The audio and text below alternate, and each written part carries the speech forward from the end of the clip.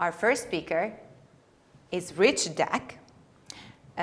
He leads the high performance practice at Vega Factor and is a consultant, executive coach, public speaker, and advisory board member.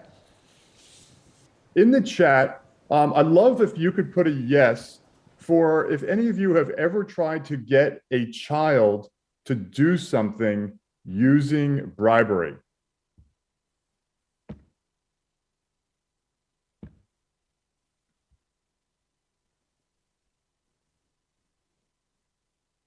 I'm not seeing things in the chat, but I'm guessing a number of you, if you're like me, have tried to get children to do something using bribery. A researcher wanted to do the same thing. She wanted to see if she could increase the helpfulness of children. So she conducted an experiment.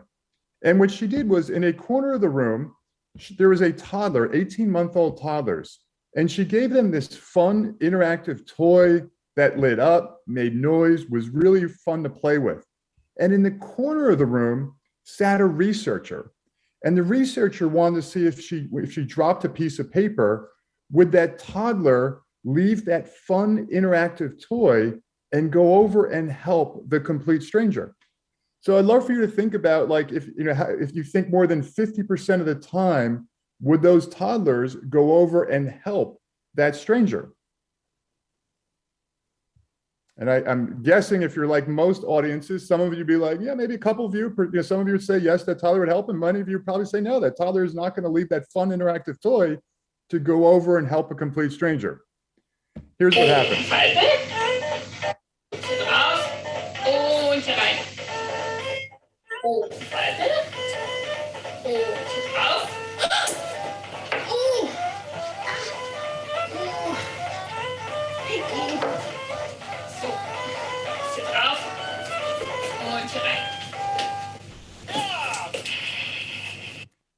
So congratulations to those of you who thought that the toddler would help, because nearly 90% of the time those toddlers helped.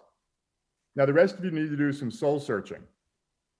Now what was interesting was that 90% helped that way. What was interesting, what she did next is she kept the control group.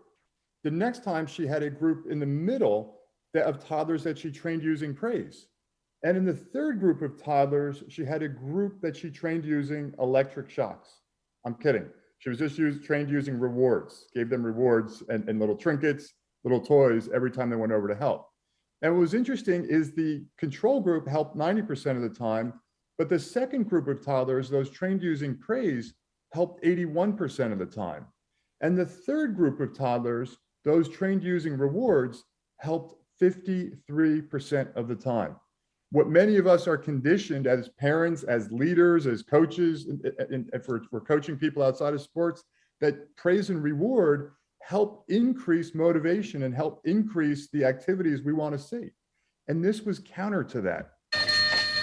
Next, I'm going to share with you a toddler that was originally part of the control group who was then trained using rewards. Yeah.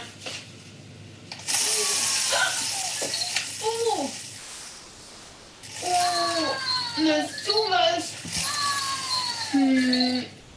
Oh. Na sowas. Oh. Oh, dabei. Oh, dabei.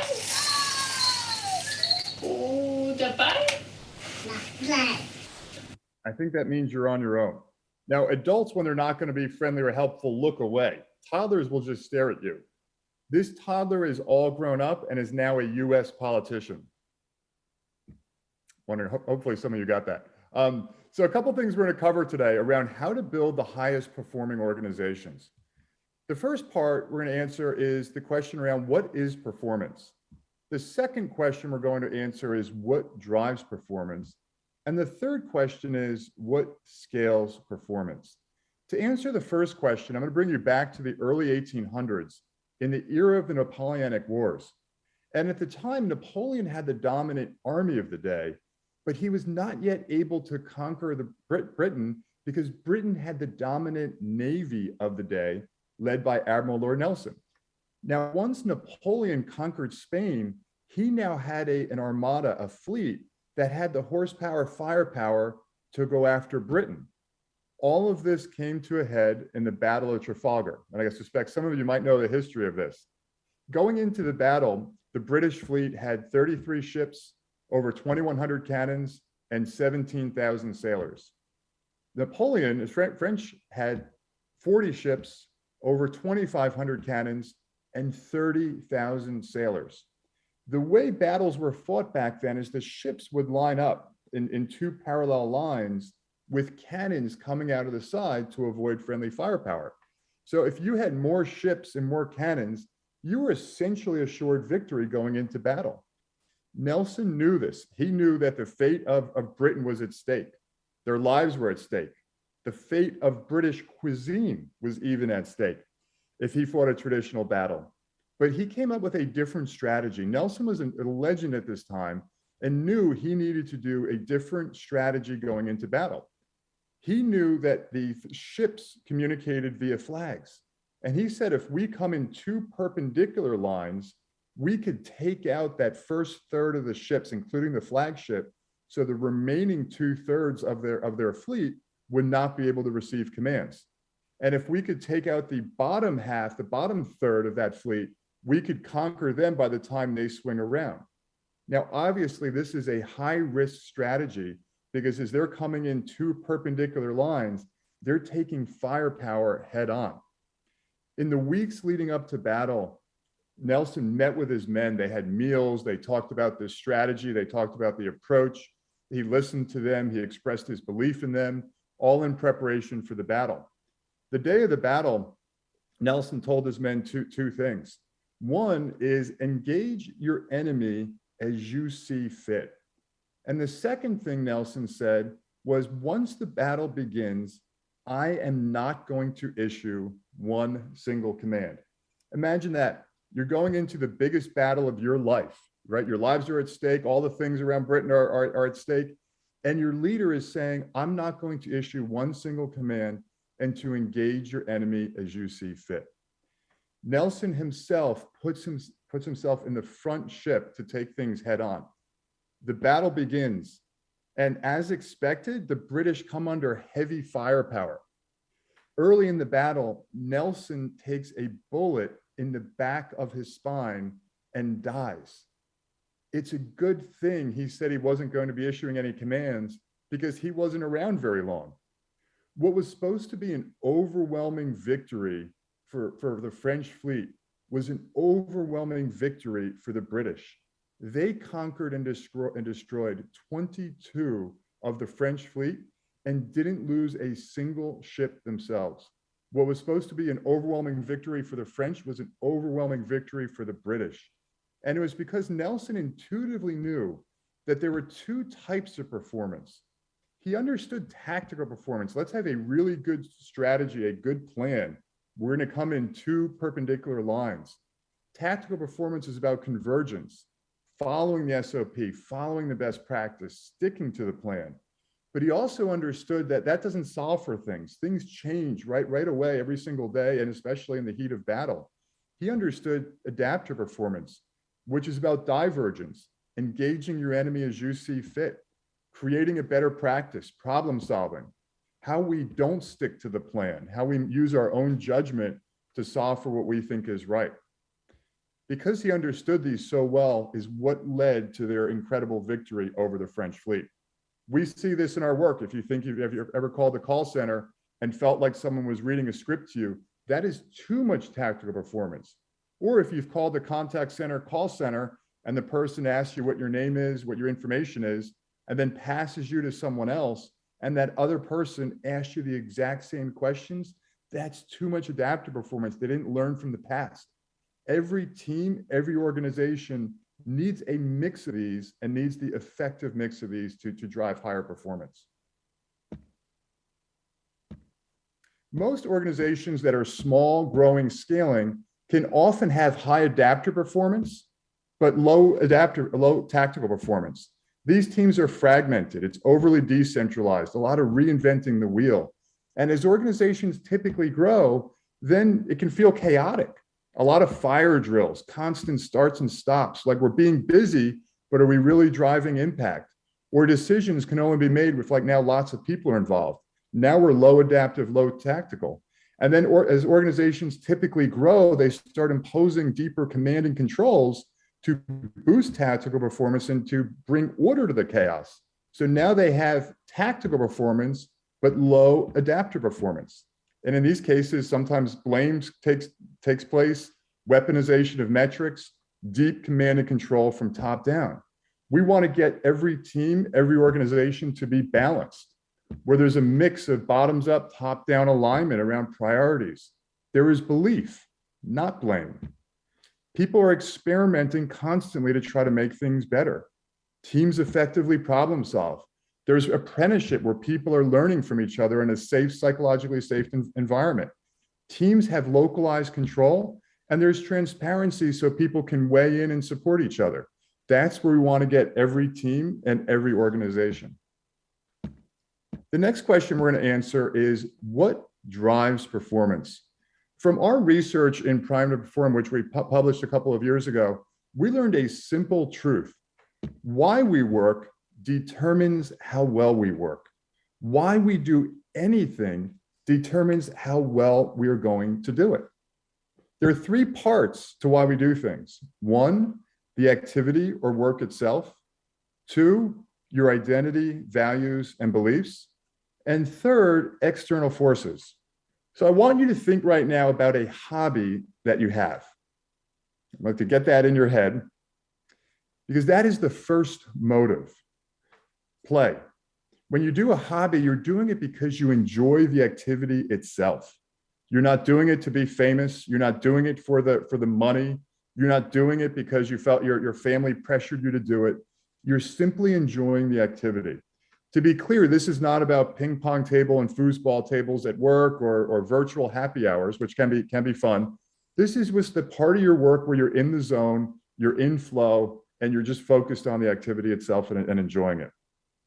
If you think about a teacher who's at play, that's the teacher who just loves teaching in the classroom, loves developing lesson plans for their students.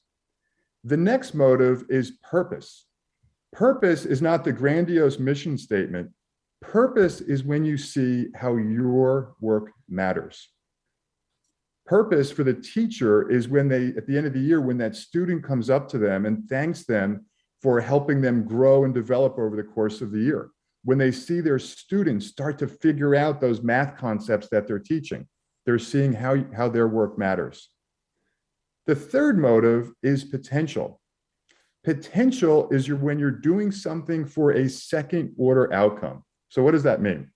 Potential is when a teacher really wants to become a high school principal or superintendent one day, but they need to spend a couple of years teaching to gain the experience to eventually become a principal or a superintendent.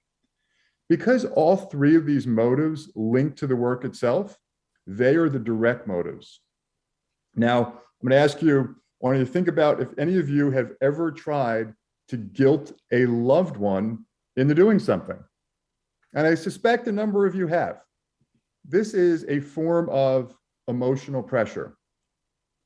Emotional pressure is guilt, fear, anxiety, blame, FOMO, all forms of emotional pressure. You could see now it's the external force. If you're the external force bumping against to your identity, values, and beliefs. That's what's happening when you guilt a loved one into doing something. When you say to yourself, I feel like I should do something, right? Classic symptom of emotional pressure. There's an external force bumping against your identity, values, and beliefs that's causing that emotional pressure. A teacher who's feeling emotional pressure might feel like if they're being judged as a teacher, or let's say the teacher came from a family of teachers and felt like I really wanted to go become an actor or actress, but there was such pressure in my family to become a teacher, right? That's emotional pressure that the teacher is feeling. The next one is economic pressure. Economic pressure is when you're doing something to gain a reward or avoid a consequence. So a teacher might stay teaching. That person maybe really wants to retire, but they're going to stay on for a couple more years so they could qualify for their pension. That's a teacher who's feeling economic pressure. The last one is inertia. Inertia, as you can see by the pink dot here, is so bad it's almost off the slide.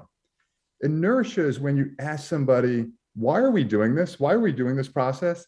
And the answer is, I don't know. It's how we've always done things around here. There's no good reason for doing it. So a teacher in inertia, if you ask that teacher, why are you teaching? And the teacher says, I don't know. I just kind of stumbled into it after university. And here I am 5, 10, 15 years later, and I have no idea why. That's a teacher whose motive is inertia. So a couple of things to highlight here is you can get people to do things using emotional pressure, economic pressure, and inertia, but you're not going to get the adaptive performance, that problem solving, that grit, that innovation, without the direct motives of play, purpose, and potential. The other thing is these motives are not created equally. Play is more powerful than purpose, more powerful than potential. And inertia, I call it the silent killer because you don't feel it, you don't see it, but it's everywhere, is more destructive than economic pressure, more destructive than emotional pressure.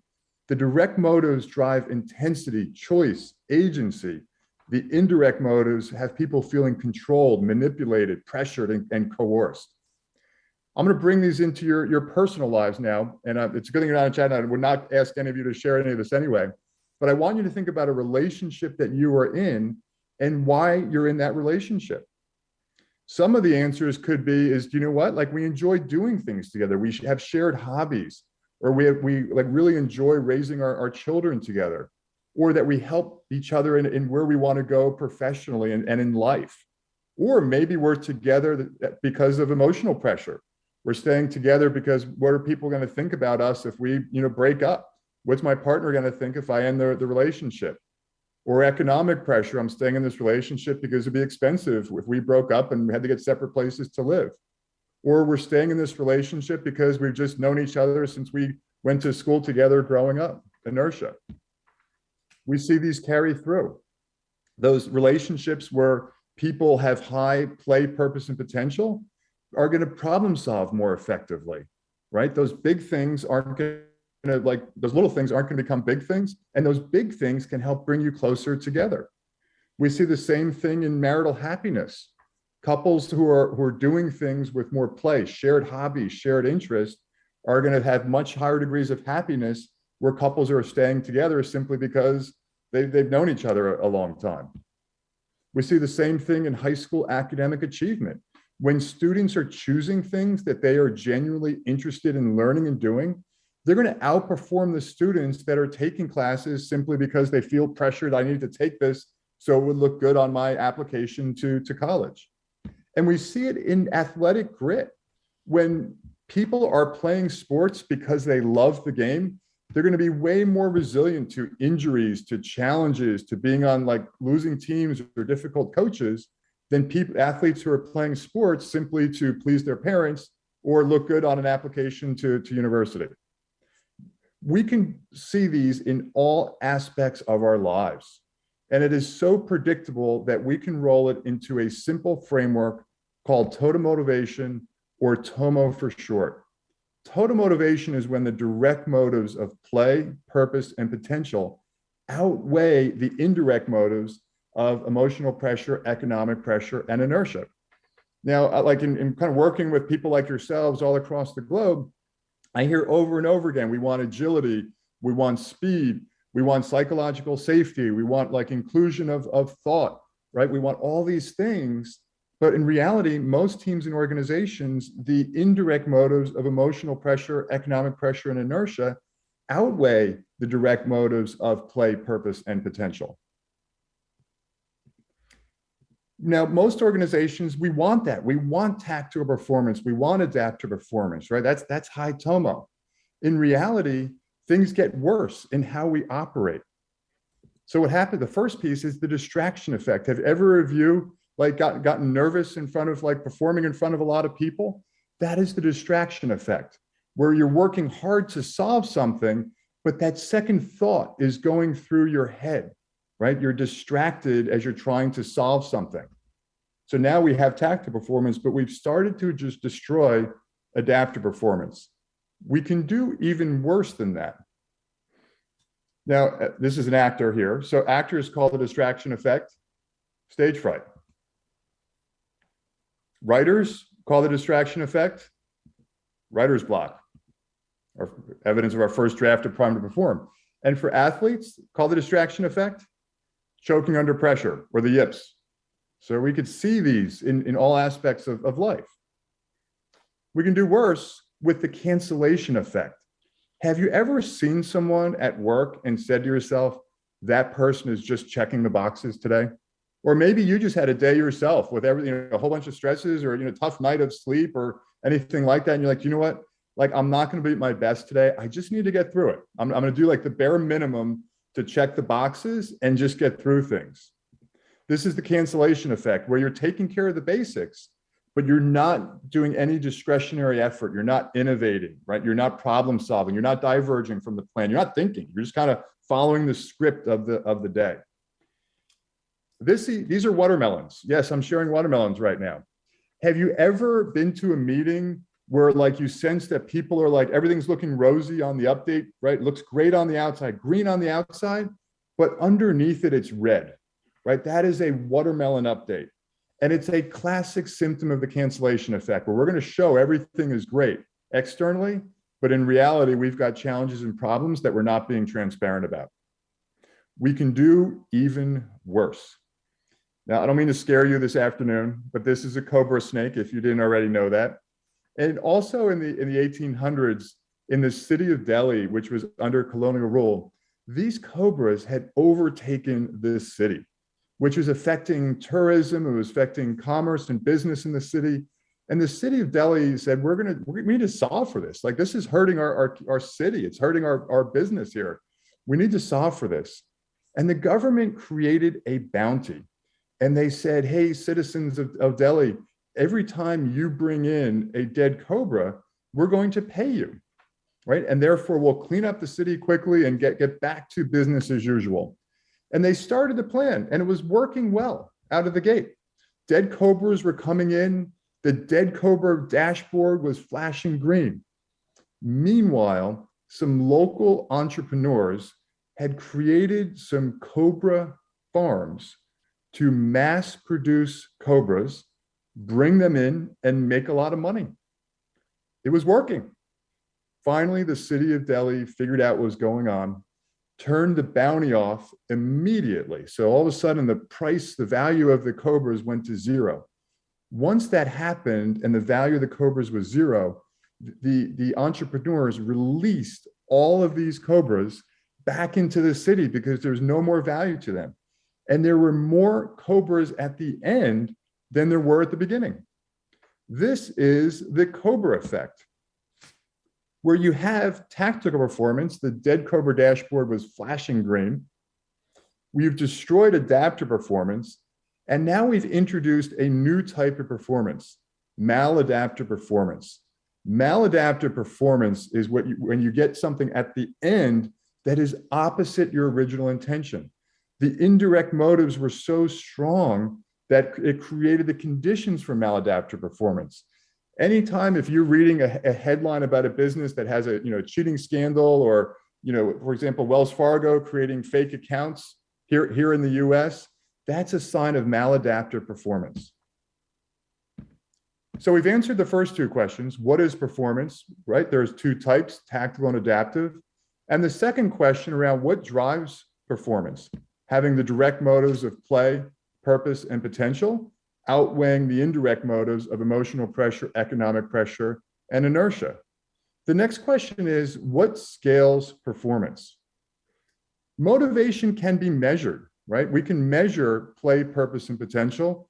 And the more we have that, and the less we have of the emotional pressure, economic pressure, and inertia, the more we'll have total motivation. At first, we shape our systems in organizations. We control our processes at the organizational level and at the team level. But then our systems shape us, right? We put in those mechanisms of processes that shape motives in our organizations. Our operating model in our teams and organizations is what creates action. Every action requires combinations of one of those 6 motives.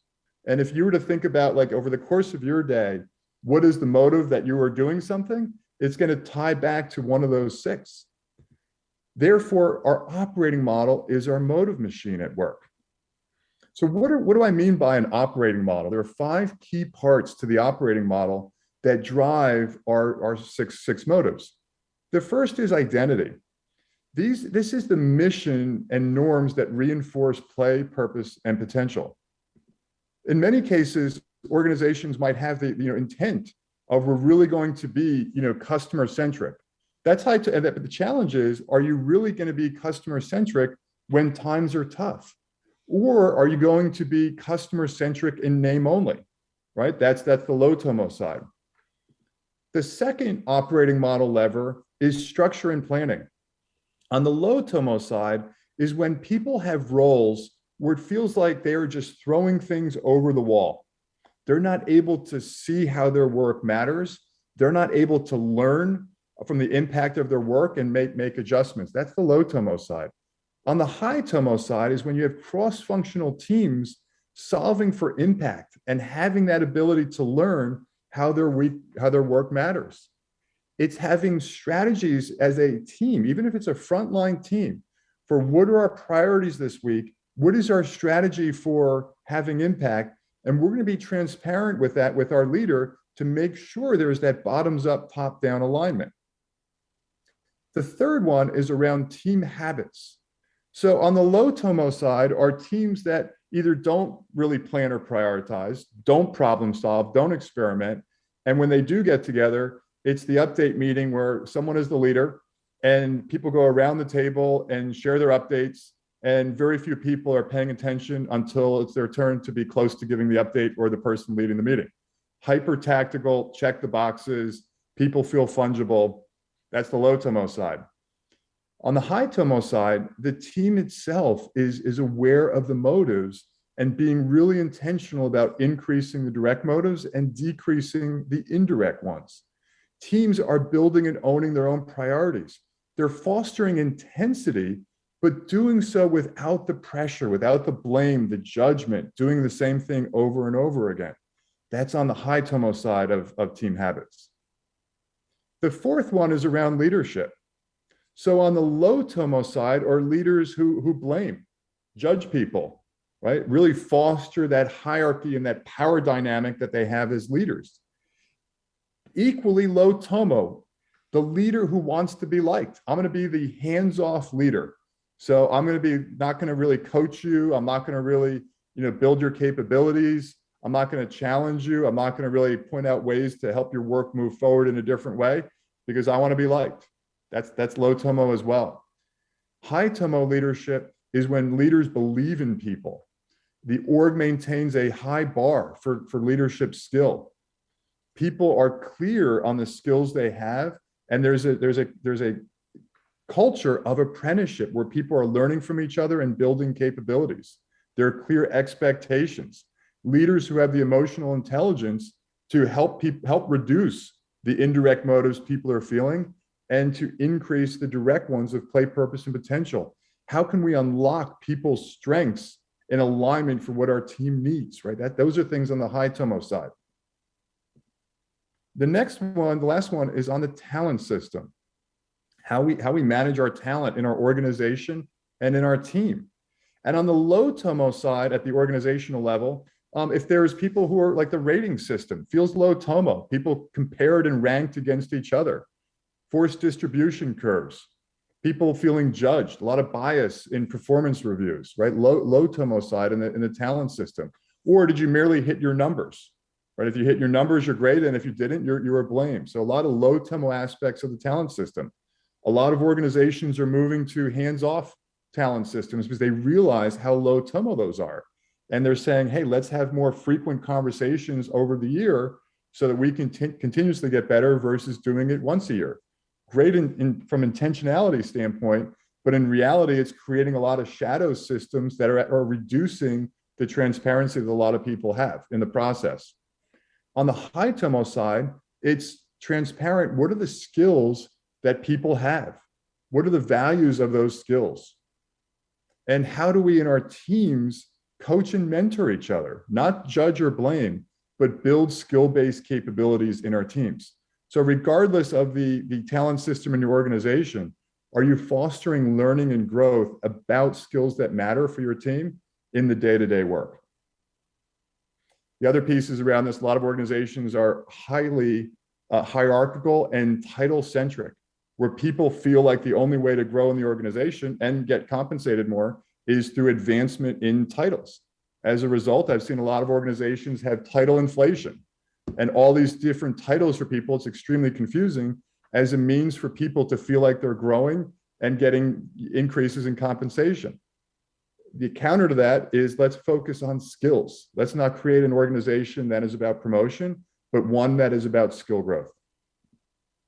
You know, growing up, what kind of brought me into this work was sports and the fascination with how I can be on one basketball team as a 15-year-old, loving the sport, all excited to play it. And meanwhile, I had all this talent on this team in high school, yet fundamentally, I underperformed by about 30%. The team underperformed by 30%. Meanwhile, a few months later, I was on another team, a travel team at the Jersey Shore, and I got cut. And they created a B team, and I was on the B team. And on paper, we should have been terrible. Yet at the end of the day, we beat the A team. We beat them. Not only we beat them, we won the state tournament, which we were like probably the last pick that anyone would have expected to do that. We outperformed by 30%. I outperformed by 30%. So I've always been fascinated. I knew I was the constant at that time. Same person, same age, same skills, but it was the environment around me that affected my performance and experience. And we see the same thing at work, right? Our operating model around us shapes our motives. And I was always fascinated to solve this. And it wasn't until I read this story that I'm about to share with you in Prime to Perform that this really brought it all together for me. So this is a Toyota, right? I know people don't think of Toyotas and sports cars, but this is a Toyota sports car. And back in the US auto market in the early 60s, General Motors, Ford, and Chrysler dominated the auto market. Fast forward to the early 80s, General Motors was still dominant, but three Japanese upstarts, Honda, Nissan, and Toyota, started to make some inroads into General Motors market share. Now, General Motors had a couple choices at this point. They could learn, they could innovate, right? They could do nothing. What they chose was to impose a tariff on the Japanese upstarts so it would be more expensive to make cars in the United States. Toyota was unfazed by this. They were totally fine with it. And they approached General Motors and said, we want to make an offer that you can't refuse. We want to learn if we can build cars in the United States so we don't have to pay that tariff. And from us, General Motors, you could learn how to build high quality, low cost cars. And General Motors said, sure, because they had just shuttered this plant, this NUMMI plant in Fremont, California. Now, up until the early 80s, this was a General Motors union plant, and it was notorious for the problems it had. The busiest time of the bar across the street was at 7 o'clock in the morning. Employees would show up to work, drink with screwdrivers, the drink, not the tool. There was orders of absenteeism up to 20, 30%. There was even a story of an employee falling into the production pit line, and no employee wanted to be the one to pull the line to stop it because they knew that there was such pressure to keep that line going at any cost. The employees here would often sabotage the cars, even taking off bottle caps of Coke bottles and putting them in the side panels of the doors to rattle around. So horrific reputation of employees at this plant. Toyota understood, much like my basketball story, it wasn't about the people, it was about the environment and operating model around them, and hired nearly all of these people back. They brought them over to Japan for 2 weeks to train them on the Toyota way in groups of 5. At the end of the 2 weeks, a videographer captured one of these formerly long-term General Motors employees who's now working for Toyota. And they saw this person crying, hugging their Japanese counterpart before they came back to return to the States. And the videographer asked this person, "Why are you crying?" And the person responded, "For the first time in my life, I was treated as a professional." These employees now come back to the same plant where they'd worked a long time, but the operating model was very different. At General Motors, it was keep that line running all the time. Here's your part in the production line. Do it over and over again. Don't stop. At Toyota, it was about let's create cross-functional teams. Let's figure out how we can do things better. Toyota implemented the andon cord, which they used for two different reasons. One, if there was a problem, you were encouraged to pull that line so that everybody around you could stop and let's learn what's happening. No judgment, no blame. So we can fix the problem in a cross-functional way. The other reason people would pull the andon cord, if you had an idea at any time, pull that andon cord. Your favorite song would come over the loudspeaker, and a supervisor would come and ask you what your idea was. And let's say you said, if we made this tweak to this part and made it a little bit bigger, I think we can improve the speed with which we put it on, and it should even be even tighter. Great, let's test it out. If it worked, awesome. Let's scale it to the rest of the plant. And if it doesn't work, no harm, no foul. We make sure we don't try it again. So higher degree of problem solving and experimentation in terms of the structure and planning at Toyota as compared to General Motors. The other piece was around team habits. So just to be clear, numbers are great. At General Motors, they weaponize metrics to blame people. Toyota had as many metrics as General Motors, but their purpose was very different. They weren't used to judge and blame people and apply pressure. They used metrics to help people on the front lines in the plant make more informed decisions. Very different approach around team habits at Toyota. The talent system, very different. Toyota, way more training of new hires and of experienced hires. Toyota, instead of keeping people doing the same job over and over again, Toyota rotated people so people would do jobs upstream to theirs and downstream, so they would have better context around what happened before their role and after. This helped them be better problem solvers.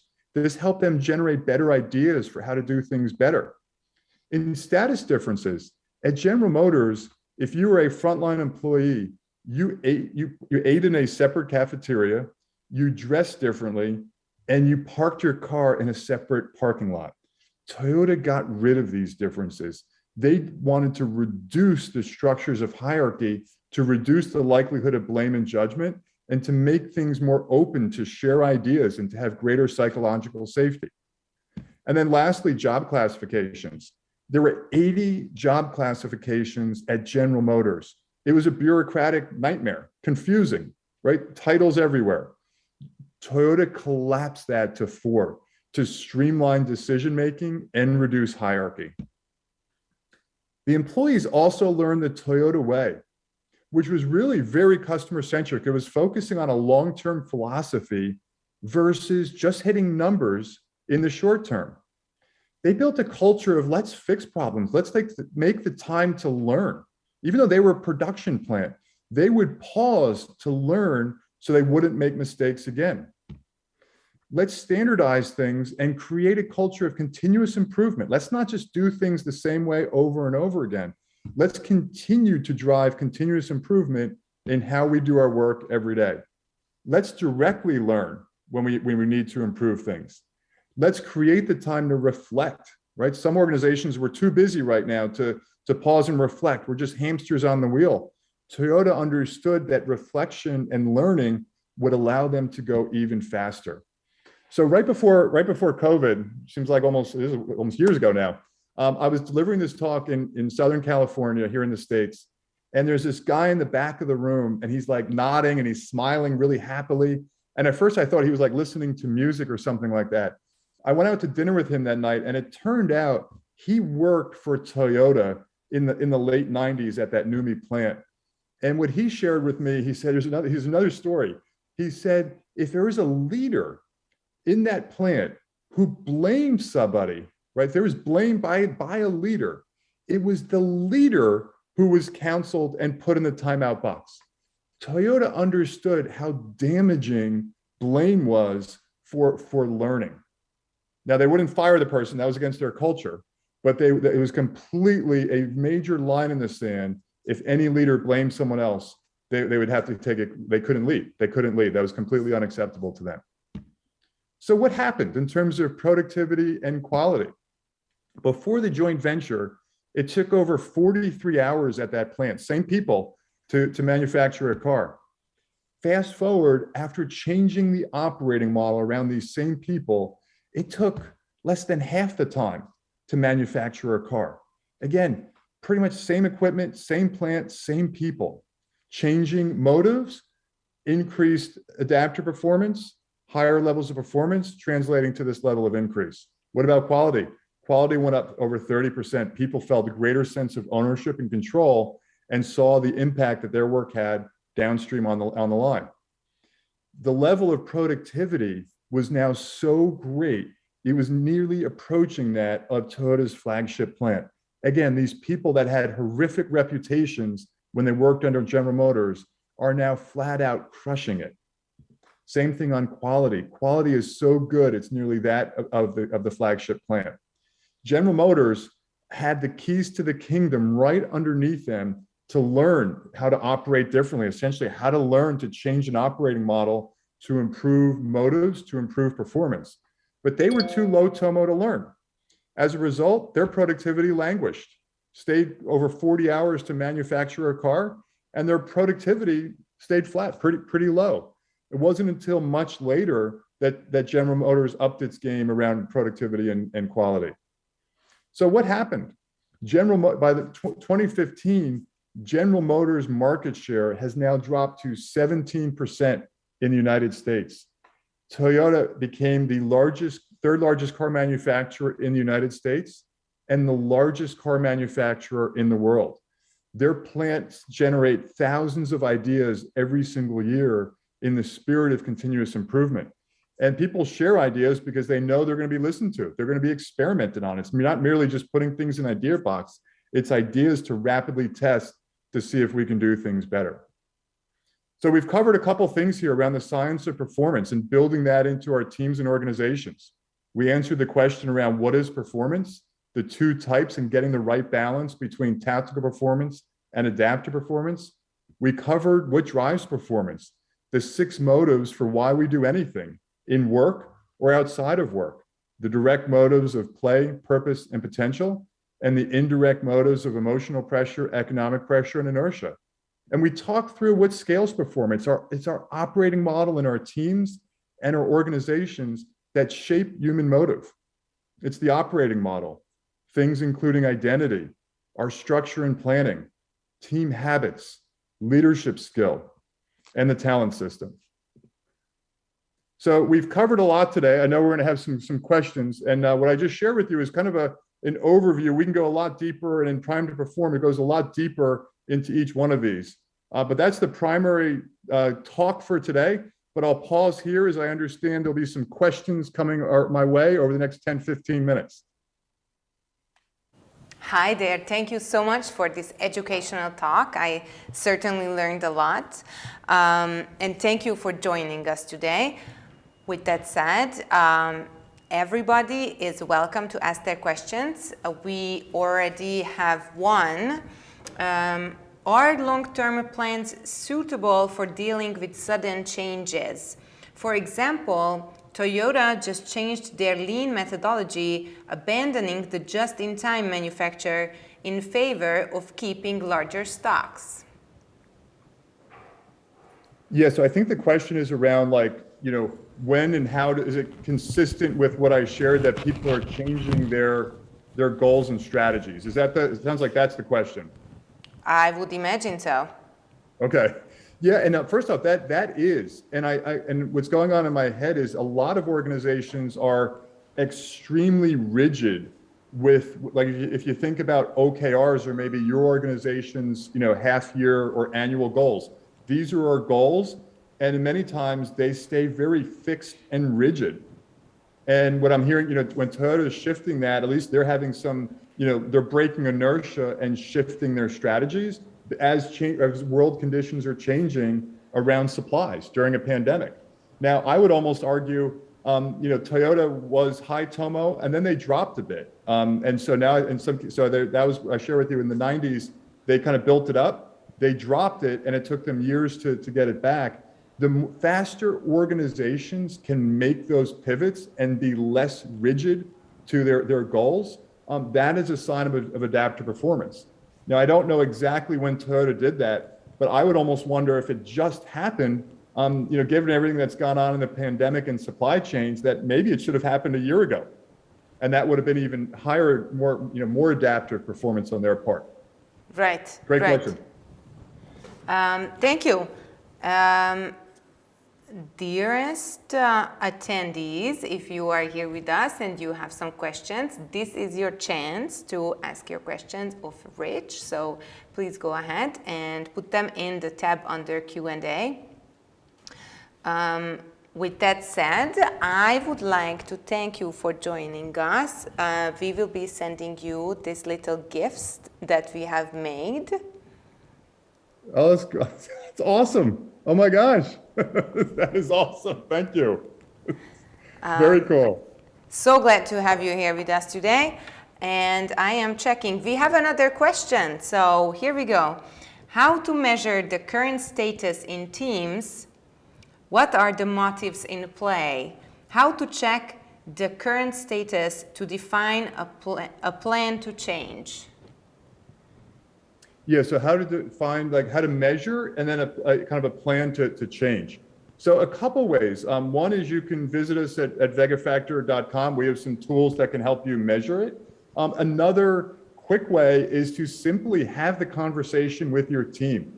Learn from your team, where do they experience play in their work, purpose, potential, and where might they be experiencing emotional pressure, economic pressure, inertia. So that would be the second place. And then work with people to figure out how to reduce the indirect motives and increase the direct ones.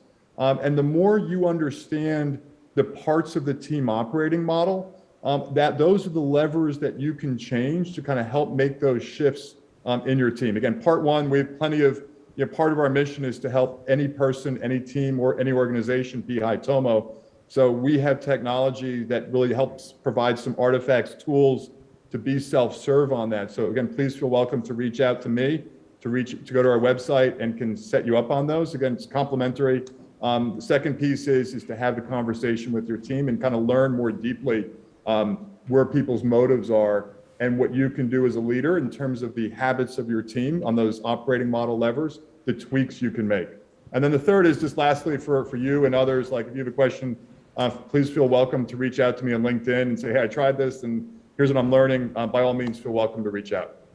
Thank you. Thank you very much. I hope everybody heard that. And we have a couple other questions coming in. So Erzsébet is asking, what are some good ways to measure a team's Tomo level?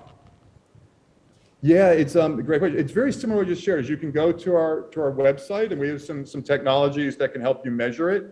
And then similarly, as I shared, you can also just there's a formula for it, with some in Prime to Perform that basically shows the weightings of how plays more powerful than purpose, more powerful than potential, and inertia more destructive, and an economic pressure, emotional pressure. And you can essentially run your own little pulse survey. Option 2 is to then run a kind of mini pulse in your team around those questions, and then just do some simple math to calculate it for your team. So option 1 is going to go to our website, use some of our tools to calculate it. Option 2 is to go into Prime to Perform, see some of the calculations behind it, and kind of run a mini pulse on your team. Or third is the option I shared earlier, really just kind of talk to your team about it. Right. I love that. And I'm under the impression that while there are always models that can be very useful and can work for you, it is always a good idea to go and talk to your team. Yeah, and on that, it's a great point. It's also, as one thing that I took away, and I still do this, and I learned this about 6 years ago, and your question and comment just kind of brought it, is, I encourage all of you to track your motives. Like, you don't need to write anything down, like merely like over the course of a day, just say, what motive am I in now? Like, am I in this problem solving session? Yeah, I'm loving it. Or do you know what? Like, I'm feeling like, like a little stressed right here. Well, what's going on? Like, well, do you know what? My leader expects me to do this, and I feel like I have way too much on my plate. Well, okay, have a conversation and realign priorities. The more you can self-track motives goes a long way for making adjustments in your life. And also it will help you likely track what might be going on in your team. Maybe they're feeling some emotional pressure right now. Maybe there's some inertia and we're doing the same thing. So the more you can just kind of mentally track motives in yourself and your team, that in itself can lead to some really good adjustments. I love that. Thank you so much for sharing that. And with that said, we have another question that came in. What kind of bottom-up initiatives could you name to improve adaptive performance in the corporate world? Yeah, that is an awesome question. So it's interesting. So yeah, we don't name our client partners, but there's this organization that we've been working with for 2 years. It is a large organization that's been around about 150 years, historically very command and control, very bureaucratic, very slow. Okay, so they're kind of really out there. So, and you might say, maybe but like, okay, that's where they were. And our initiative with them, it's far from all encompassing, but we right before the pandemic, we did a small pilot with a frontline, essentially contact center associates. And it was interesting, it was all part of their effort to really help change their culture. And right when we started, right before the pandemic, a big part of it was a lot of what I covered in the Toyota story is what we put in these frontline teams. Like, let's be clear about priorities. Let's, and before we started doing work with them, they would like share ideas and nothing would change for 6 months. In our work with them, all of a sudden employees were literally sharing an idea and like the next day testing it out. Employees had like tears and be like, oh my gosh, like before this went nowhere. And now we're able to try this and it's improving, customer impact, like major stories of impact with customers and employee productivity. And it came from the frontline employee. So really moved from command and control to clear priorities, rapid ideation experimentation, just like Toyota, all in these frontline teams. And what's interesting, I'll be candid here, is the top levels of the organization, the ones that we're working with now. So over the past year and a half, it's been a great focus on bottoms up. And to their credit, the more senior leaders are giving the front lines the space to experiment in a very transparent way. Now, ironically, the kind of more frontline teams are the ones that are doing really well. Like they're now moving more into the upper right. And it's more the senior leaders that are still a bit in the chaos box, ironically. But they've given enough safety and control to the frontline teams to thrive. And so I share this, and it's such a great question because a lot of times people will feel victims, like my organization is putting all this pressure on. It's kind of hard for me or the frontline teams I'm coaching, working with to thrive. But fundamentally, you all have, as frontline teams, have a lot more control. It's just learning how to build that control into teams and not let the broader operating model become the default, is how to still take control, be transparent, even sometimes negotiate, help those leaders negotiate priorities with their leaders. So there's greater control and experimentation in frontline teams. So I go on and on about that, but there are ways to really build control regardless of what everyone else is doing. Right. Thank you very much. We have 2 more questions. Do you have experience on how financial incentives affect TOMO, positively or negatively? Yeah, it's a very nuanced question, and we have some data on it. Now, what's interesting is in most cases, financial incentives like end up becoming low TOMO or creating distraction, cancellation, and cobra effect. And I'm an underscore in most cases. So a lot of times that leads to, I'm less inclined to help you because, I'm trying to get my bonus if I hit these sales numbers. Or I've heard, I know there's stories, direct stories I've heard from people where, the person who's had has easy clients, so they're able to hit their sales numbers easily, while maybe you have more skill, have to work harder, but are getting less, in financial incentives because your clients are just, mine re-up every year. It's really easy for me. So I just make a killing every year, right? So that's going to breed a lot of resentment and low TOMO. So a whole host of low TOMO reasons around financial incentives. We do find is that essentially if the rest of the organization is pretty high TOMO and people believe in there's still teamwork that goes on, it's customer centric in reality, even when times are tough. So there's a good identity. People can learn from their jobs. In those instances, financial incentives can add a little bit extra if those other things are healthy enough. So again, really nuanced, based on our research, nuanced answer there. We've even had some organizations that have gotten rid of sales incentives entirely and kind of true up people. Otherwise, they lost like one or two people, but at the end of the day, more people thrived and performance went up as a result. But it's very nuanced. It's very nuanced. Thank you very much. I think in a lot of expert situations, you have to give the answer of it depends on your situation exactly. Here's another question for you. The examples are from an inherently factory-standards-driven environments. Does this thinking lend itself to creative/project-oriented lines of work, software development or marketing, etc.? Yeah, 100%, 100%. Yeah, and we typically share the Toyota story because a lot of times people think that, well, you don't need this everywhere. Why would you need this in a manufacturing plant, right? Like it's basically, frontline people working an assembly line. So absolutely, it's needed in all teams. It's needed in all teams. If we think about Agile, for example, we've given talks where people, one time I was giving a talk, someone literally in the front row came up and asked to take the mic. And the person that headed their technology team. And he said, you know what, this is exactly it, because I'm realizing my people feel like frontline cooks. My software developers feel like frontline cooks, where all they're doing is taking a ticket and working tickets, much like someone does in a kitchen. So for that leader realized how important it was to shift their operating model. A lot of organizations are agile in name only, right? Where agile becomes weaponized as a form of control. You get a lot of cancellation effect. And for him, the light bulb started going on how to shift their operating model to become truly agile versus agile in name only. See it also in project management quite a bit too, where people sometimes just are so rigid to a project plan that they're not taking the time to, in some cases they're having watermelon updates. In some cases, the project plan is too rigid to what's going on. In some cases, that project plan is driving deadlines that are adding so much pressure, and no one feels safe to be the person to be like, we're not going to hit that deadline this week, and here's why, or here's what we need to do.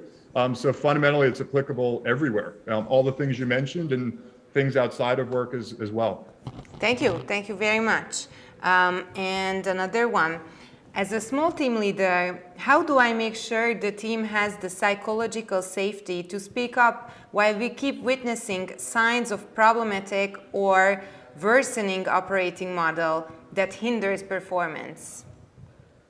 Yeah, great question. So a couple of things. One is, kudos to you as a leader for wanting to change and being mindful of that. The pieces that I found works really well. I found that people tend to go through different stages on why they're not sharing things. So I'll outline some of those stages, and then I'll share with you how to quickly move through that. There are some people, based on whatever history of the organization, or maybe things at a workplace before where they're working now, they might be like, you know what, nothing's going to change. So why even share an idea? So I'm going to hold it in.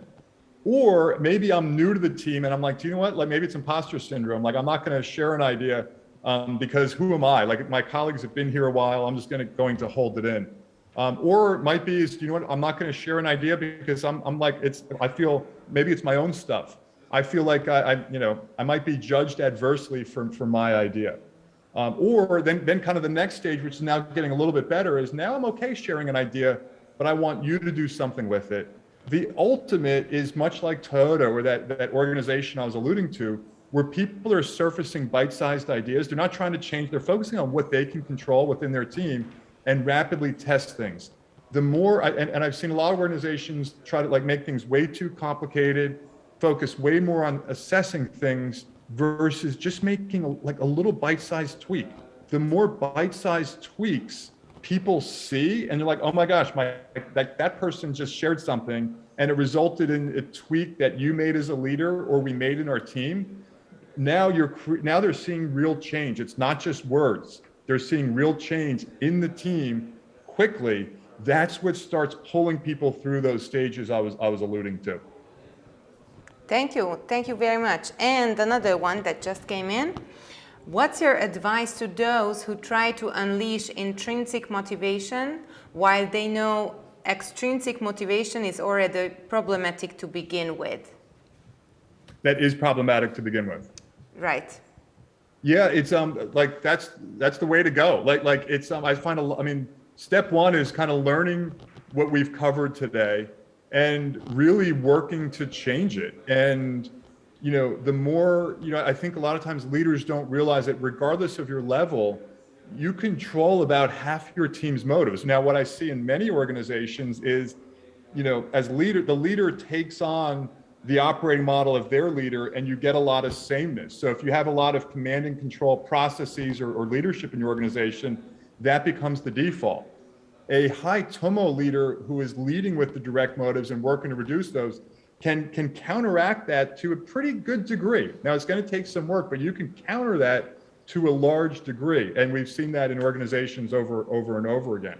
But it takes also that leader being high tomo themselves and making some adjustments and realizing, okay, my conditions around me are maybe forcing me to feel overwhelmed, or I need to just say yes to everything, and then I'm going to cascade that to my team. So very often to make that pivot for your team is making some pivots in yourself to be higher tomo, to be stronger in counteracting maybe some low tomo influences that are around you. Right. Thank you so much. Thank you for answering these questions, and thank you for joining us today. This was a very educational talk.